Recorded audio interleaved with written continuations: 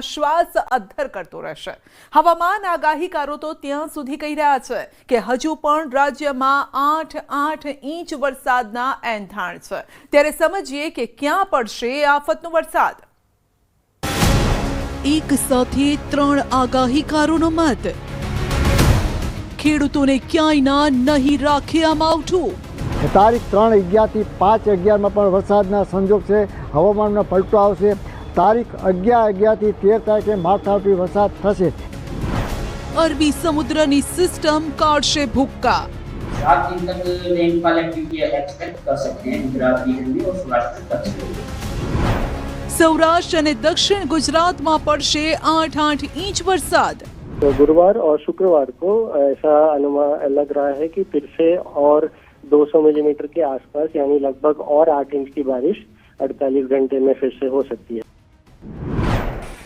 આ સાંભળી આપના કાન ઊંચા થઈ ગયા હશે ને ચિંતા વધી ગઈ હશે, પણ હવામાન વિભાગ અને આગાહીકારો માની રહ્યા છે કે આ માવઠું પીછો છોડવા તૈયાર નથી, જેનું કારણ છે એક સાથે સર્જાયેલી 4 સિસ્ટમ। હાલ અરબી સમુદ્રમાં ડિપ્રેશન સક્રિય છે। રાજસ્થાન પર એક સાયક્લોનિક સર્ક્યુલેશન બનેલું છે। નોર્થ ઈસ્ટ રાજસ્થાન પર એક ટ્રફ પસાર થઈ રહ્યો છે ને બંગાળની ખાડીમાં વાવાઝોડાની સિસ્ટમ બનેલી છે, જે હાલ રાજ્યમાં ઉથલ પાથલ મચાવી રહી છે ને તોફાની તાંડવ હજુ પણ 7 દિવસ યથાવત રહેવાનું છે। હવામાન વિભાગના મતે હજુ પણ ભારે વરસાદ થશે। હજુ પણ 7 દિવસ વરસાદ આ રીતે જ ભૂક્કા બોલાવશે ને માવઠાની ખાસ અસર સૌરાષ્ટ્ર કચ્છમાં વધુ જોવા મળશે। अगले हम 7 दिन तक रेनफॉल एक्टिविटी एक्सपेक्ट कर सकते हैं गुजरात रीजन में और सौराष्ट्र कच्छ में। जहाँ तक बात है अलर्ट की, तो ऑरेंज अलर्ट दिया गया है सौराष्ट्र कच्छ में डे 1 से लेकर डे 4 तक, जिसमें कि आज मेनली गिर सोमनाथ दीव है और कल अगर देखते हैं तो ऑरेंज अलर्ट अमरेली भावनगर में है। માટે સૌરાષ્ટ્ર અને દક્ષિણ ગુજરાત વાસીઓ સાવધાન રહેજો, કારણ કે અરબ સાગરમાં ડિપ્રેશન સક્રિય છે, જેને જોતા હવામાન વિભાગે આગાહી કરી છે કે 7 દિવસ કમોસમી વરસાદનો માર રહેવાનો છે। 2 દિવસ બાદ દક્ષિણ ગુજરાતમાં વરસાદનું જોર વધશે।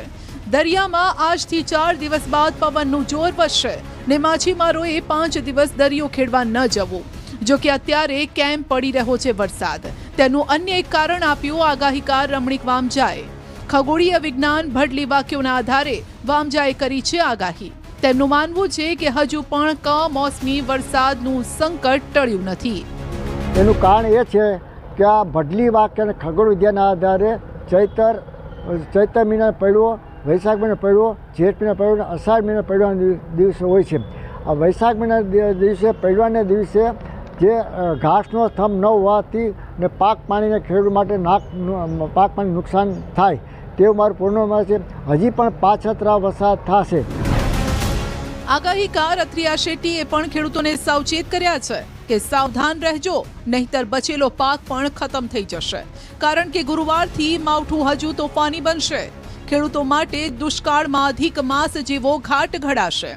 અરબ સાગરની સિસ્ટમ 2-3 દિવસ મજબૂત રહીને ગુજરાત તરફ આગળ વધશે। હાલ આ સિસ્ટમ વેરાવળથી માત્ર 360 કિલોમીટર દૂર છે, જે ડીપ ડિપ્રેશનમાં ફેરવાઈ ચૂકેલી છે। દરિયામાં પણ 50 થી 55 કિલોમીટરની ઝડપથી પવન ફૂંકાઈ રહ્યો છે। જેમ જેમ આ સિસ્ટમ નજીક આવશે તેમ તેમ ખેડૂતોનું ટેન્શન હાઈ થશે, કારણ કે હાલના અનુમાન મુજબ સોમનાથ સુરત વચ્ચે સિસ્ટમ ટકરાઈ શકે છે, એટલે કે આ વિસ્તારોમાં વરસાદ તોફાન મચાવશે તે નક્કી છે। गुरुवार और शुक्रवार को गुजरात खास करके जो दक्षिण तटीय सौराष्ट्र के इलाके हैं और दक्षिण गुजरात के इलाके हैं, इन इलाकों में ये डीप डिप्रेशन धीरे धीरे पास आएगा और फिर लगभग शुक्रवार को ये डीप डिप्रेशन सिस्टम की लैंडफॉल की संभावना है। जो लैंडफॉल जहाँ पे होगी वो एग्जैक्ट जगह की अभी कंफर्म नहीं है, लेकिन ऐसा लग रहा है कि कहीं पे गिर सोमनाथ से सूरत के बीच वाली जो दक्षिण गुजरात और उससे सटे दक्षिण सौराष्ट्र की इलाका है, वहाँ पे कहीं हो सकती है शुक्रवार। આ આગાહી પરથી સીધી વાત એ માલુમ પડે છે કે ઓક્ટોબર જ નહીં, નવેમ્બર પણ રહેશે માવઠાવાળો। 3 નવેમ્બરથી વરસાદ જોર બતાવશે. રમણીક વામજાના મતે 3 થી 5 નવેમ્બર અને 11 નવેમ્બરથી પાછું માવઠું આવશે. એટલે કહી શકાય કે અડધો નવેમ્બર મહિનો માવઠાવાળો રહેશે. આવામાં ખેડૂતોની ચોમાસુ સિઝન જ નહીં પરંતુ રવિ સિઝનના પણ હવે ઠેકાણા નહીં પડે તેમ લાગી રહ્યું છે. તારીખ 3/11 થી 5/11 પણ વરસાદના સંજોગ છે. હવામાનમાં પલટો આવશે. તારીખ 11/11 થી 13 તારીખે માવઠારૂપી વરસાદ થશે તેવું મારું પૂર્ણ અનુમાન છે ને ખેડૂત માટે ખાસ સાચવજો. જો કે રમણીક વામજા માની રહ્યા છે કે હાલની મુશ્કેલી આવતીકાલની હાશ લઈને આવવાની છે.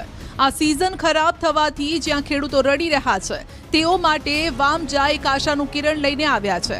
એક સારા સમાચાર તેમણે આપ્યા છે અને તેમના મતે આવનારું વર્ષ વરસાદી રૂપે સારું રહેશે તેવી આગાહી કરી છે. શરદ પૂનમ દિવસે મેં એક પ્રથા જોવાની હોય છે. રાતે 8 વાગ્યાથી સવારના 6 વાગે એક થાળીમાં ખાંડ રાખવામાં આવે છે, એક થાળીમાં પૌવા રાખવામાં આવે છે અને એમાં અતિ પૌવાનો ભેજ આવવાથી આવતું વર્ષ અતિવૃષ્ટિ થશે અને સારામાં સારું વર્ષ જશે. એટલું જ નહીં, વામજાએ અનુમાન લગાવ્યું છે કે એપ્રિલ મહિના સુધી જો ખેડૂતો સારો માલ સાચવી રાખશે તો તેમને ફાયદો થવાનો છે. ખાસ કરીને સફેદ વસ્તુના ભાવ વધશે જે ખેડૂતોને માલામાલ કરશે. સારો માલ સાચવજો કારણ કે એપ્રિલ મે મહિનાની અંદર ભાવતાલ આવશે અને કપાસ પણ સફેદ વસ્તુ મોંઘી થશે. કપાસમાં એપ્રિલ મહિનાના ભાવ આવશે. કોઈ પણ ખેડૂત માટે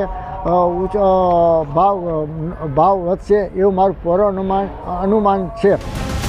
માટે કુદરતને હાલ તો એક જ આજીજી કે ખેડૂતો પર આવેલી આ ઘાતમાંથી તેમને ઉગારી લે બાપલા. રાજ્યમાં મુસીબતનું માવઠું વરસી રહ્યું છે. રાજ્યભરમાંથી જે દ્રશ્યો સામે આવ્યા છે તે ખેડૂતોની અત્યંત દયનીય સ્થિતિનું વર્ણન કરી રહ્યા છે. ક્યાંક પાક ધોવાયો છે, મગફળી પાણીમાં તરી રહી છે અને ક્યાંક ખેતરો પાણીથી તરબોળ જોવા મળી રહ્યા છે. સૌરાષ્ટ્ર અને દક્ષિણ ગુજરાતના કેટલાય જિલ્લામાં આવી જ સ્થિતિ છે. ગ્રાઉન્ડ રિપોર્ટની ટીમ આ એક ગામે પહોંચી અને પરિસ્થિતિનો તાગ મેળવવાનો પ્રયાસ કર્યો. જુઓ શું કહી રહ્યા છે ખેડૂતો.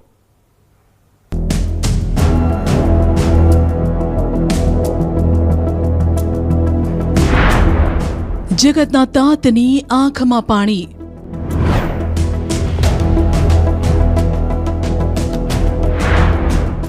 મેઘરાજાએ કર્યો વિશ્વાસઘાત.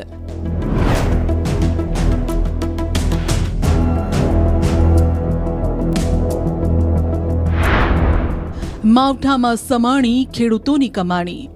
કોઈ રીતે વરસાદથી બચી શકીએ એમ નથી, ન તો એને કોઈ રીતે અમે ઢાંકી શકીએ. જીતુભાઈને એટલી જ મારી વિનંતી છે કે જે જીતુભાઈ કે જલ્દી અમને જાહેર પેકેજ કરે. અમારી પાસે પૈસા ખૂટી ગયા છે એટલે જેમ બને એમ ઉતાવળ રાખીએ અને અમને પેકેજ જાહેર કરે, નકર અમે આમાં બરબાદ થઈ ગયેલા છીએ. અમારા છોકરાય નાના છે. ભર શિયાળે મેઘરાજાએ ખેડૂતો સાથે કર્યો વિશ્વાસઘાત. કોઈ ખેડૂત ખૂણામાં બેસીને ચોધાર આંસુ સારી રહ્યો હશે. કોઈ ધરતીનો પુત્ર હૃદયથી સાવ ભાંગી પડ્યો હશે.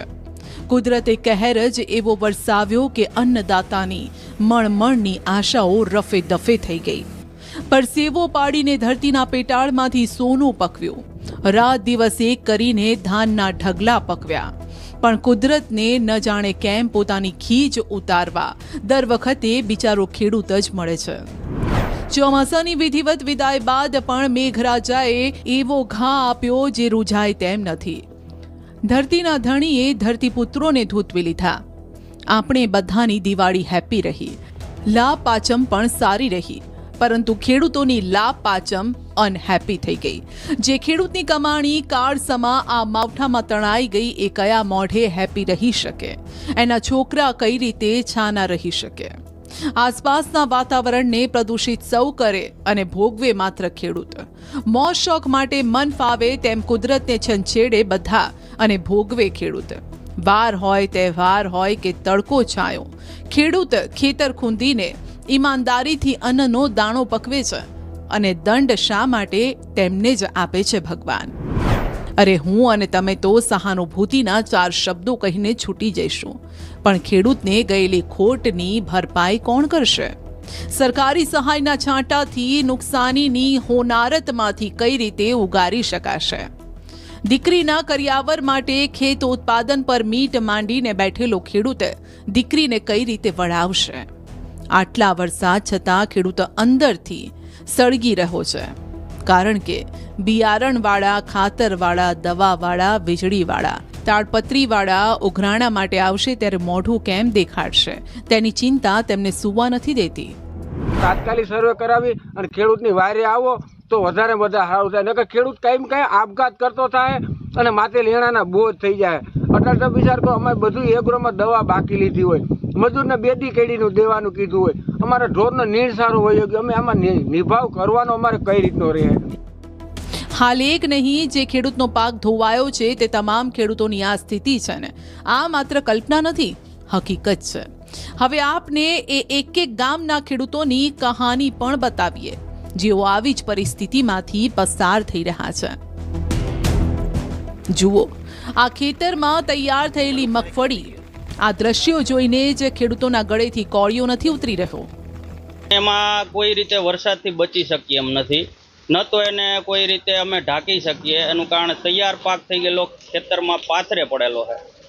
જો આ કમોસમી વરસાદને લઈને સરકાર જો કંઈ વિચારે અને અમને સહાયના ભાગરૂપે કંઈ સહાય કરે તો અમે આ નુકસાનીની વળતર થોડી ઘણી મેળવી શકીએ એમ. દ્રશ્યો જૂનાગઢ જિલ્લાના કેશોદ તાલુકાના છે ને અહીં ખેતરોમાં વરસાદી પાણી ભરાઈ ગયા છે. મોટાભાગના ખેડૂતોએ મગફળીનો પાક લીધો છે. પાક તૈયાર છે, પરંતુ હવે આ તૈયાર પાક 100% નિષ્ફળ જશે તેની ખેડૂતોને ભીતિ છે. કેશોદ પંથકના ખેડૂતોએ 5000 ખેડૂતોએ સરકારને ટેકાના ભાવે મગફળી આપવા માટે રજીસ્ટ્રેશન કરાવેલું હતું. આ વર્ષે 20000 જેટલા ખેડૂતોએ મગફળીનું ટેકાના ભાવે આપવા માટેનું રજીસ્ટ્રેશન કરાવેલું હોય. કેશોદ પંથક સંપૂર્ણ મગફળીનું વાવેતર કરતો પંથક હોય એવા સમયે સરકારને આ બાબતે વિનંતી સાથે અપીલ કરવાની છે. આ તરફ ગોહિલવાડમાં ખરીફ સિઝનનો પાક તથા રવિ સિઝનના વાવેતર પર માવઠું ફરી વળ્યું. અવિરત વરસાદનો સૌથી વધુ ફટકો ખેડૂતોને લાગ્યો છે. ભાવનગર જિલ્લાના વિવિધ તાલુકાઓમાં મગફળી, કપાસ, ડુંગળી જેવા પાકો વરસાદી પાણીમાં તણાઈ ગયા અને ખેડૂતો લાખો રૂપિયાનો ખર્ચ કરીને વાવણી અને સંભાળનું કામ માંડ પૂરું કર્યું. ત્યાં અચાનક પડેલા વરસાદે મહેનત પર પાણી ફેરવ્યું.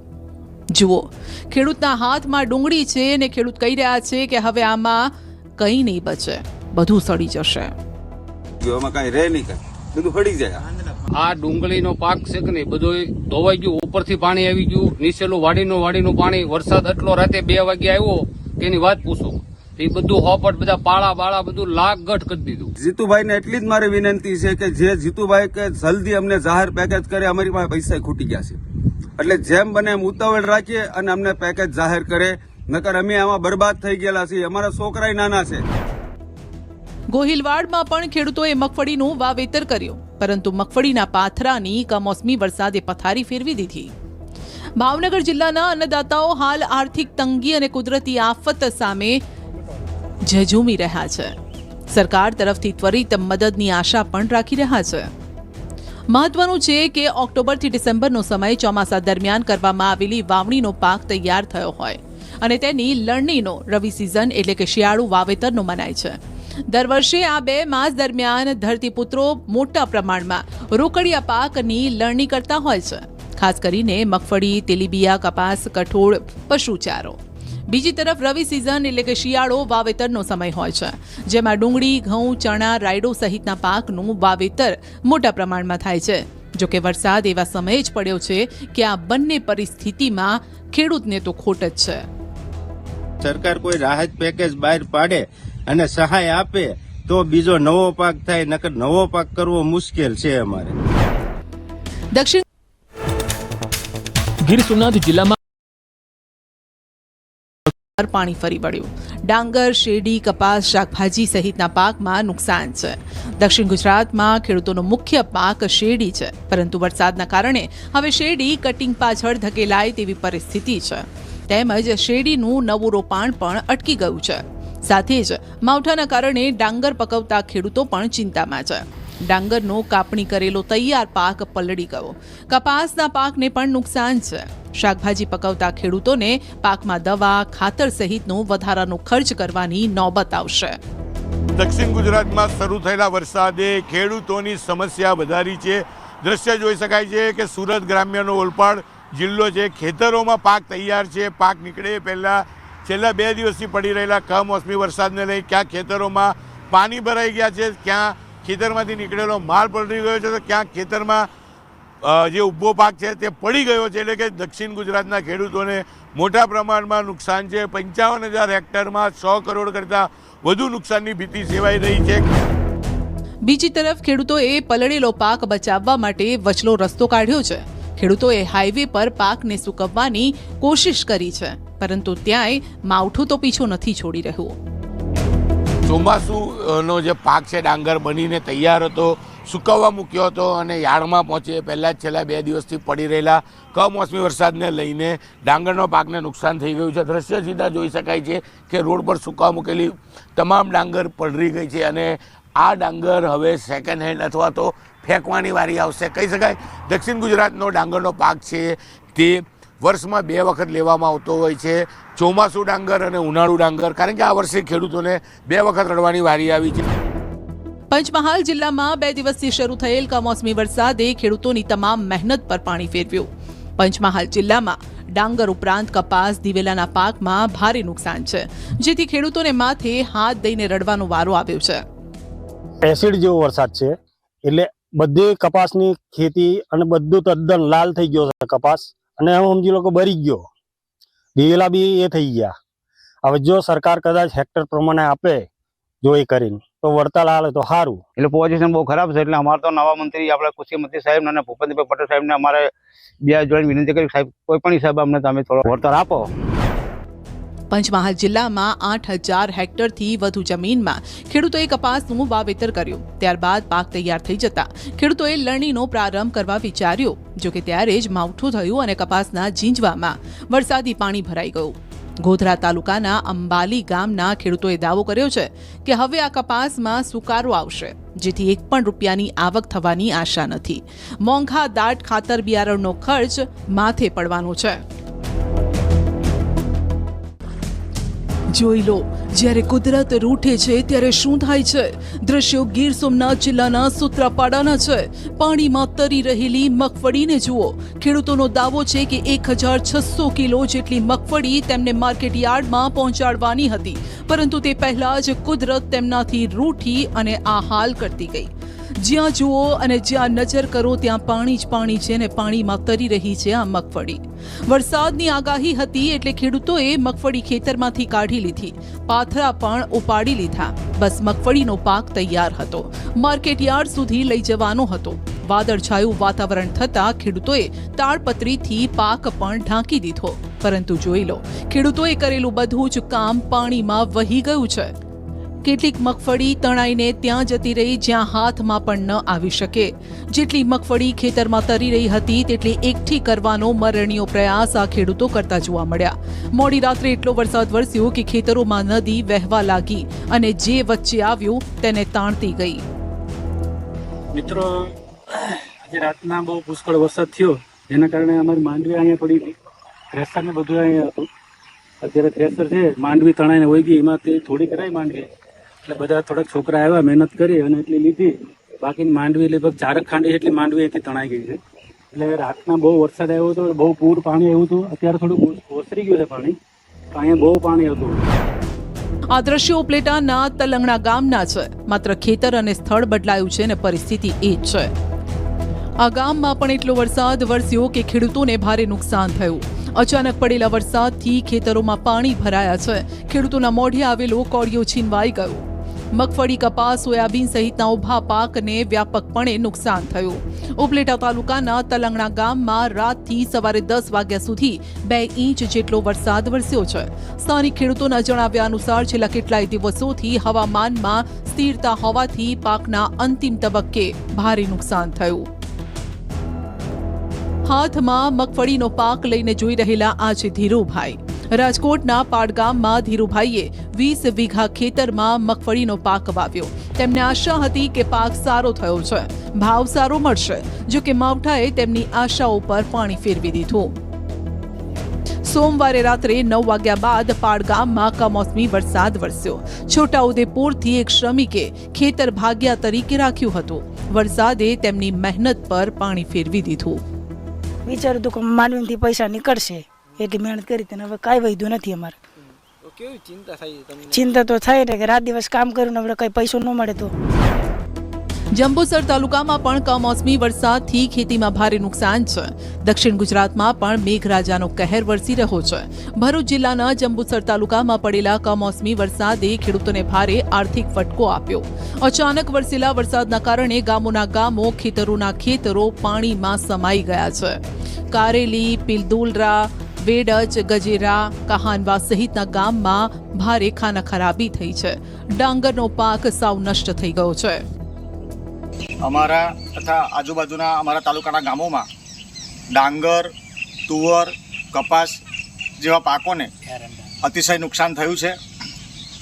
ખેડૂતોની મહિનાઓની મહેનત પર પાણી ફરી વળ્યું છે. તો 43% વન વિસ્તાર ધરાવતો નર્મદા જિલ્લો. અહીં કોઈ મોટા ઉદ્યોગો ન હોવાના કારણે 80% લોકો ખેતી પર નિર્ભર છે. કમોસમી વરસાદે આ લોકોને પણ ક્યાંય નથી છોડ્યા. કપાસ, કેળ, તુવેરમાં મોટું નુકસાન છે.